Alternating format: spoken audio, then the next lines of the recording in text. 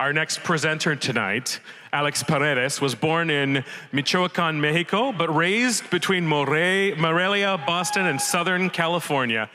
From UTSA, he earned degrees in both fine arts and economics, but was always a closet cook. After cooking in kitchens around San Antonio and Mexico, from French and Italian to new American styles, he ran his own Mexican fine dining pop-up called Gallo Toro. He now owns Carnitas Lonja, working on making traditional Mexican food great again. Ladies and gentlemen, Alex Paredes.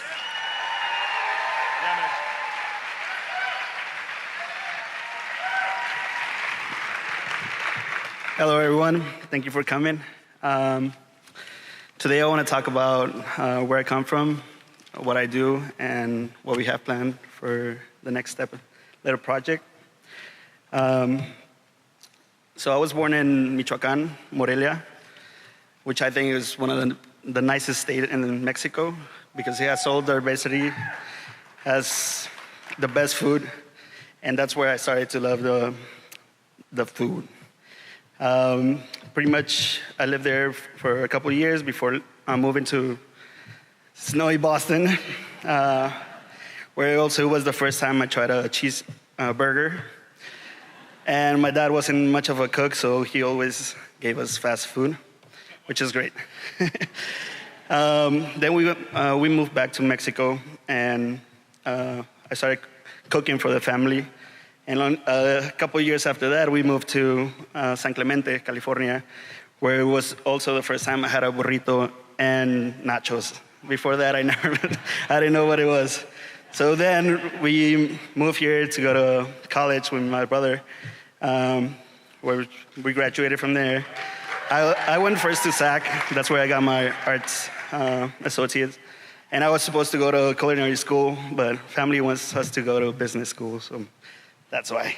A little bit, I was working around, doing insurance, all that stuff. And I landed at Wells Fargo. It was one of the worst jobs I ever had.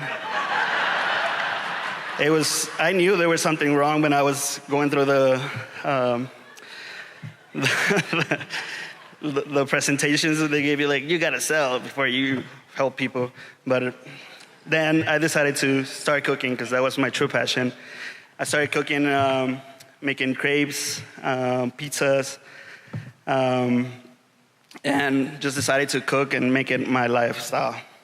A little bit after that, where I actually learned everything that I know from cooking was at Luke Restaurant with Chef Ross, Adrian Martinez, and Austin. Then with my friends, we decided to create a pop-up restaurant or a social supper club or whatever. It was called Gallo Toro. And since we can just show like logos, this illustration of what we did. This is Marcos, who was cooking with me, and Cristobal. He's no longer living in San Antonio, but we love you. We were trying to do something new. I was trying to do more Mexican dishes, just play it a little bit more, with more finesse, I guess, more gourmet. But many of the times that I was doing all these dishes, it was very traditional to me. I knew these flavors, but when I was giving it to people, they never knew what it was. Like this porco and chile negro con nopales, very traditional in Mexico, and people just never had it before. This is us cooking. That's Sergio, he's my cousin, one of the best chefs in LA right now. That's Ryan too, taking the pictures, photographer number one. So we did all these pop-ups and dinners, and I started to realize that we here in San Antonio didn't know what traditional cooking was of Mexico, or dishes. A little bit after that, we opened our restaurant, Carnitas Lonja, where we decided that we were gonna just sell the most iconic dish in Michoacan, which is the carnitas and the hand corn tortillas. And even though we thought it was simple, everybody was gonna know it. Every day we get people come in and say, oh, we don't know what carnitas is, or you have carnitas, chicken carnitas, or all this stuff. And I I feel like I want to tell them, like, this is what you're supposed to get. They always ask me for, can you put cheese on my taco? And I tell them, you want a quesadilla? And they're like, no, I just want a little bit of cheese. Tell them, well, you want a quesadilla. And just having those little misunderstandings is something that I would like to show everybody, that there's other things. So that's me trying to teach people how to interpret the taste of the dishes. And so this brings to what we want to do now with having our restaurant and having more space. We want to show everybody how the more traditional type of cooking in Mexico, and there's just a lot more dishes than just tacos and enchiladas. This is a nopal baked inside a nopal, which is very traditional in Guanajuato. Then we have everything's fresh, the seafood from Sinaloa. It's just here, I don't understand why they do everything in towers and super big. It's just not I guess everything's bigger in Texas. It's still delicious, but it's just not the traditional way to do it. This is how you make the comal. If a lot of people ask us, how do your tortillas taste so good? And we always tell them, well, it's a comal.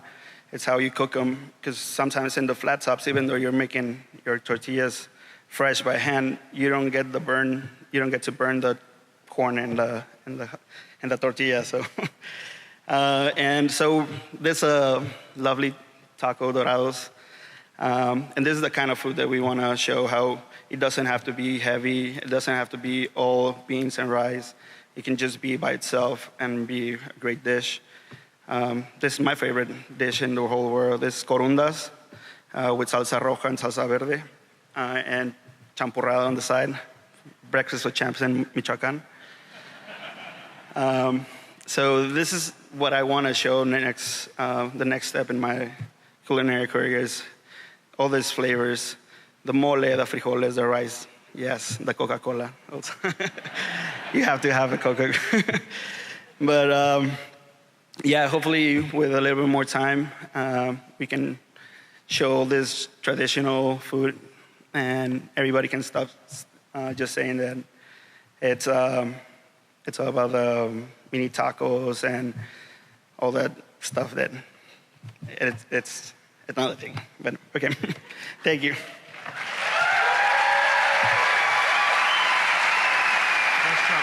Thank you. A couple of questions.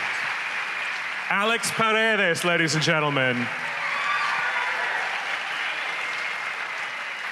So I've heard that the carnitas sell out. Yes. That you got to get there early? I mean, when do you usually sell out? Well, we open at 7 in the morning, and we already have people waiting for the carnitas. So pretty much after lunch, we're going to be run out, because we already been selling for 6-7 hours. So.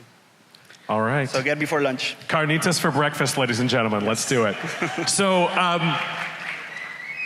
I am so enchanted by everything you said. Okay. And I can't wait. I'm on my way down there in my mind already. Tomorrow morning. Yeah, tomorrow morning. I have to get my kids to school, and then boom. Don't take them to school. Don't take them to school. Bring them to Carnitas Academy.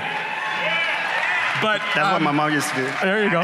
So, but I know you can't give us the secret, right? Because that's why you're the king. But tell us something about how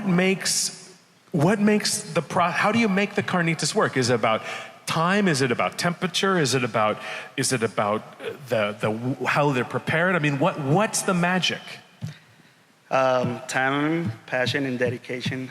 That's all we do. We put a lot of love in every batch. So it's everything. It's everything. And the lard. The lard, ladies and gentlemen. The lard. It's like the asterisk that sneaks in right at the end. Also, with lard. Can you tell me about what's next? I mean, you hinted at that, the next things you want to share with us. But do you have plans for where you're headed next in your own vision of sharing this food with San Antonio? Well, we're starting to talk about writing a book of everyday cooking, what we eat every day in Mexico. Tortitas de papa, chilaquiles, calabacitas. Also, I wanted to tell everybody that there's 80% or 90% of Mexican cuisine is done vegetable, whole plants. So I want to show that too. Vegetables and lard, ladies and gentlemen. Alex Paredes, everybody.